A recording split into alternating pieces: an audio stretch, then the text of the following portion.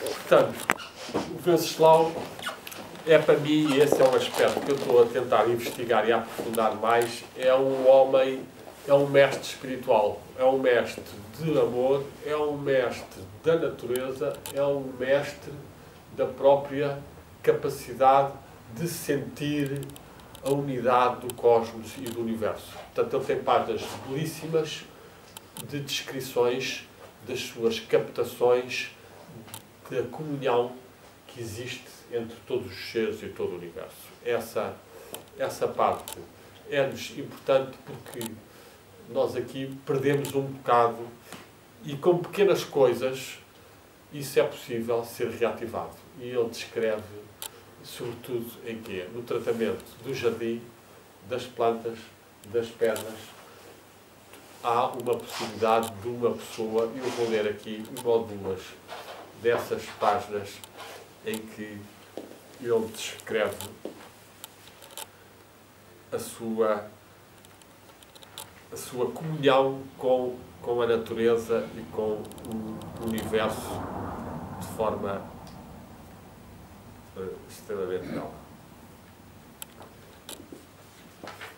Uma delas, até, de novo, tem a ver com o Algarve, e, portanto, até é importante que seja lida aqui nesta sessão de homenagem aos algarvios e à grande alma do Al-Andalus e de todas as tradições que aqui se congregaram. Isto é uma carta, ele diz-nos assim: recebi há dias, vinda de Macau, uma deliciosa carta. A pessoa amiga que me escreve é um velho de quase 80 anos, general reformado natural do Algarve. Te vira. O que é fazer do elogio? Entre parênteses, eu tenho uma grande predileção pelos algarvios. Como? Não seria as algarvias. Também, mas quando diz algarvios, daí ele diria algarvios. É. Isso também tinha, mas ele claramente que tinha este general e terá tido outras razões. De facto, ele foi um homem também muito viajante e muito marinheiro, etc. O Algarvio também tem um bocadinho essa tradição de povo, de ligação com várias... Quando chegaram lá, já estavam lá um americano. Estava lá um algarvio. A uma certa altura da missiva, refere-se o general a uma febre que teve, etc. E ele diz assim: eu, porém, não sabia do que se passava em volta de mim. Estava com uma febre muito grande e preocupava-me somente com um telégrafo sem fios, considerando a cabeceira da cama a que eu estava encostada à antena e eu, o aparelho. Eu estava a expedir telegramas sem fim, estranhando a demorada da resposta, pelo que dizia a mim mesmo: são esses espíritos que vagueiam no espaço, embaraçando as ondulações. Isto é um homem, um algarvio, há cerca de 100 e tal anos, quase no fundo a prever estas comunicações mais rápidas e mais sutis. Ele estava no telégrafo sem fios, a cabeceira da cama era a antena e ele era o aparelho. Ele estava só a discutir, mas sabia que havia populações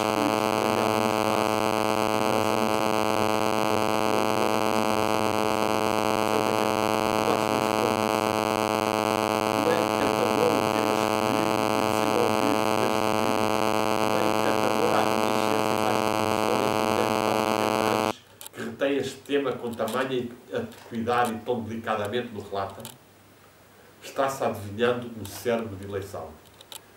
E eu, com o meu caderno, desde há algum tempo, forrageando assuntos místicos de espíritos vagabundos, ponho-me a cismar com este modo.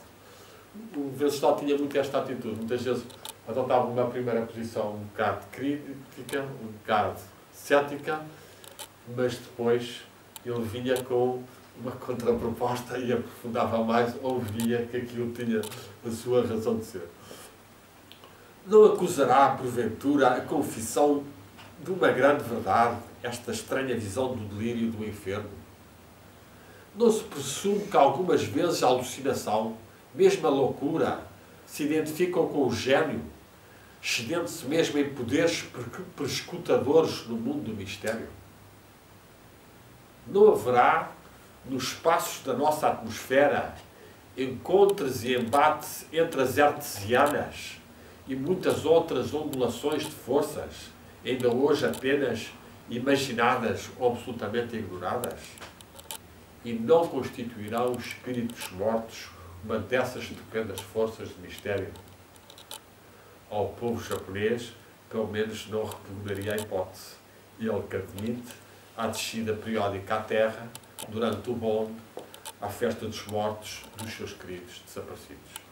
Aqui está uma fase de, vamos lá, de interrogação e de admissão realmente desta capacidade do espírito, como ele diz, perscrutar e tal força. Essa perscrutação tem aqui uma página também muito interessante e dramática, que eu sei de cor, mas também que prefiro ler, porque ele transmite a sua carga emocional e sempre se faz uma homenagem à Koharu, onde quer que ela esteja, que chegue lá também a nossa gratidão aqui dos algarvios e das algarvias até lá acima. Pois ele está-nos aqui a contar a descrição da tragédia, da luta titânica da jovem Koharu contra o bacilo do coque. Mas que ele diz assim, ele escreve-nos assim mesmo: descaroáveis ditames em que a criação tende rapidamente se compraz, bacilos de coque, infames bacilos da tuberculose. Mas devagar, é insânia maldizer da criação. O mundo é como é e convém que como tal o aceitemos. Não pode ser melhor, não pode ser pior. Qualquer tentativa de comparação é astuta, visto não haver senão um mundo neste mundo. Não condenemos, agora solta aqui um bocadinho, não condenemos o bacilo de coque, mas combatámos-los por todos os modos que pudermos empregar. A luta da existência é também uma luta, uma lei da criação.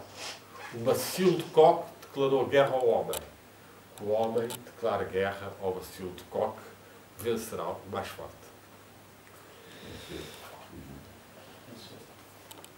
Está certo, não é?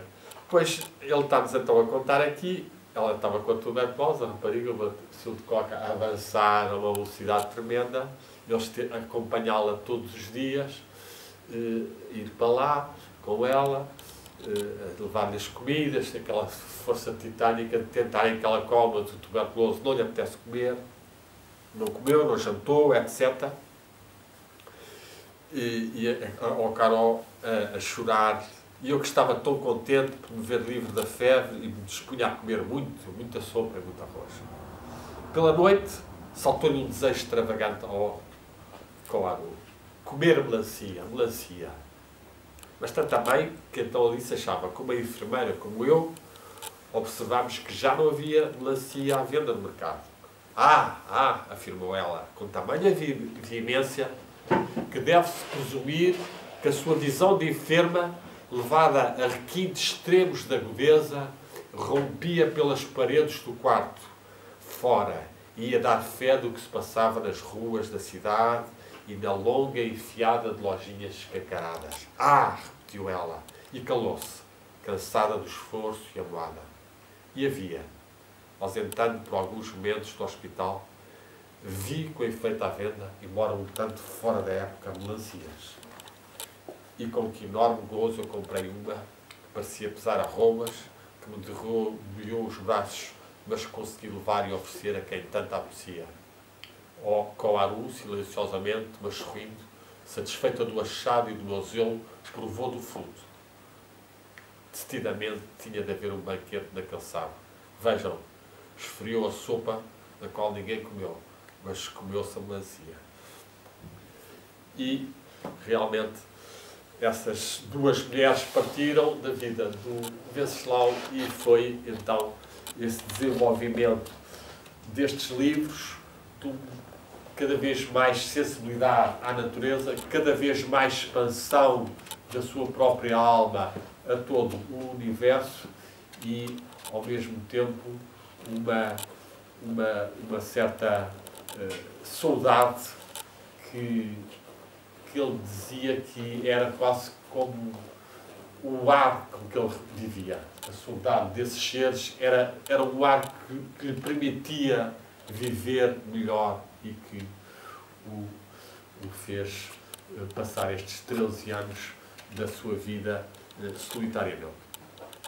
Quanto aos aspectos que também interessa referirmos, será, de facto, a sua visão do Japão já um bocado futurista. Ele tem uma consciência de que o Japão tem uma tradição cultural muito rica, tem uma natureza fabulosa, mas que isso está a ser ameaçado pelo começo do ocidental, da civilização ocidental, a entrar cada vez mais, mas prevê que é tal a gentileza e tal a graça daquela civilização que a civilização japonesa pode criar, daqui a 100 anos, nesta época, uma sociedade em que a natureza estará preservada e que esses valores, os valores principais, por exemplo, na tradição japonesa, é Makoto. Makoto significa a sinceridade, a verdade. Depois os outros são o princípio do coração, Kokoro. Portanto, a ideia de que o ser tem uma presença interior, espiritual, todos nós temos, e daí que haja toda a cortesia, cada ser vê no outro ser, um espírito, um kami. Esta palavra kami, que é a palavra-chave do shintoísmo, tem muitas explicações. É tanto uma coisa superior, como é o espírito, como é o cimo da cabeça, tem 14 ou 15 quase etimologia, mas é da tradição shintoísta e japonesa não existe a palavra Deus como nós temos. Existem os kami, que é os deuses ou as deidades. Ainda que no shintoísmo se fale que há uma divindade superior, que é a deusa Amaterasu, Omi Kami. A deusa Amaterasu, que é a deusa do sol. Portanto, o sol, na tradição shintoísta, é feminino e é representado em quase todos os templos shintoístas pelo símbolo.